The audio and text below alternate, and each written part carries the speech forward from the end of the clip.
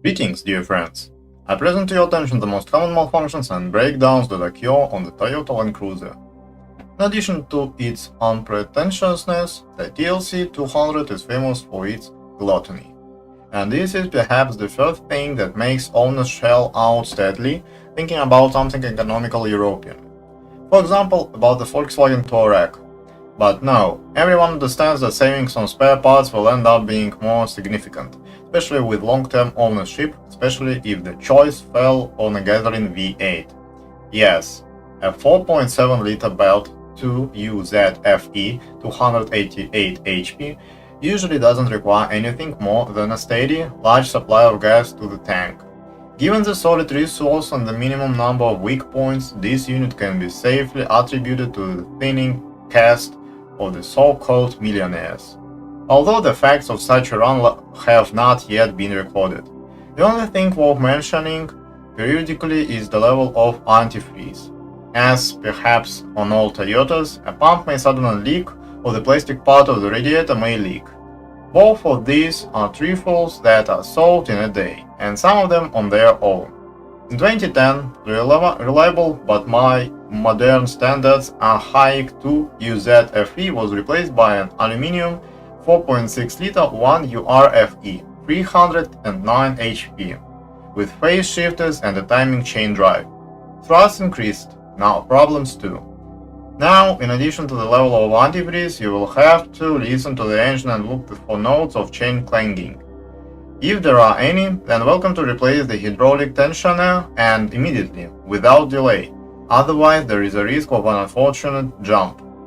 In addition, a more modern motor has shown its intolerance to the modern lifestyle of a city dweller, or rather to standing in traffic jams. In idle mode, the pistons along with the rings are actively covered with carbon deposits, and failure to periodically decarbonize can lead to premature wear. Although I won't scare you. 400,000 kilometers the engine still lives. I know it's strange to hear this, but in the practice of auto selection after talking with the sellers of the TLC 200, it became clear that many not poor owners were not ready for the fuel consumption of gasoline V8s. This is probably why most of the Dwustotok purchased diesel. The 4.5-liter V8 1WD FTV 235 HP is less voracious due to its greater efficiency, but it will gladly take all the fuel savings during maintenance and repair, which is likely to be required during long-term operation.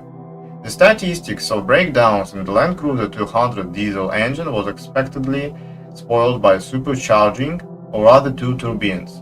By themselves, they are quite resource intensive and are ready to take the rev for 250,000 kilometers as it should. However, the engineers imprudently placed the control units near the right front fender liner, where dirt and reagents methodically destroy the contacts, further as in horror films. One of these turbines fails at a certain moment. The so-called Christmas tree lights up on the panel from a whole assortment of errors in the ECU. The car loses half of the hoses, and the owner is preparing an article on the topic Kruzak is not the same, with probably absence content. Depending on the extent of the damage, the cost of treating this weak spot will be different. If you just restore contact, this is one thing. If the evil spirit took the entire ECU unit with it, it's completely different. Therefore, well-read owners try to prevent the problem by installing unauthorized protection or moving the blocks to a more humane engine compartment in relation to electronics. If you do not take into account the cases of passing the sealing rings of the injectors, then in conditions of more or less high-quality diesel fuel, you most likely will not have to intervene in the fuel system. This is largely due to software suffocation. Moreover, they limited the Russian diesel Toyota Land Cruiser 200 so much that after chip tuning, the V8 adds about 25% of traction, and this is very noticeable during acceleration. At the same time, it does not prevent the diesel engine from turning off the EGR system, which pollutes the intake system with deadly soot. There are no questions about the resource of the diesel piston groove. It will survive 2 replacements of snails and will not choke. Other than the 3 listed engines, the Russian Land Cruiser no longer has. Few, but all are reliable. We give the first place in the indestructibility of the TLC 200 with fanfare to the transmission. The first 200 km of automatic transmission and a string of gearboxes will pass in one breath, but on the condition that you change the oil in a timely manner where it is supposed to and where the manufacturer recommended not to climb. Everything is clear about the Razdatka. The front gearbox and the rear axle, they are on the list of routine replacements, but the AB60F hydromechanical machine will have to be serviced at will. If you do not change the oil in the automatic transmission, then natural wear products by 200 km can clog the valve body. So the manufacturer's recommendations in this case are more likely to be nailed than to have a stable positive impression of the owner about the legendary SUV. Despite the fact that many manufacturers of the once brutal off-road vehicles are gradually switching to light versions, the Toyota Land Cruiser 200 still uses steel levers in front and a continuous axle in the rear. There is nothing to break. First replacements are usually required, only by 150 km, when the stabilizer bushings finally get tired. After another 50 km, the silent blocks of the levers crack, but thanks to the already welded handling, the owner will most likely find out about this only closer to 300 km, when the first knocks and breakdowns appear monumental. True, for this kind of unpretentiousness, something will have to be foreseen. The key DSS system for turning off on the anti-roll bar consists of hydraulics, which means that once every 100 km it is better to renew and pump the fluid in it so that you do not have to change rather expensive hydraulic cylinders. At the first sign of failure, premature tire wear begins and the TLC body rolls noticeably. You won't miss this moment.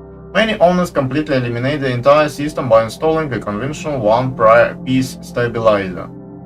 By the way, the same rule applies to the adjustable hydro suspension installed on the top versions of the restyled Land Cruiser 200.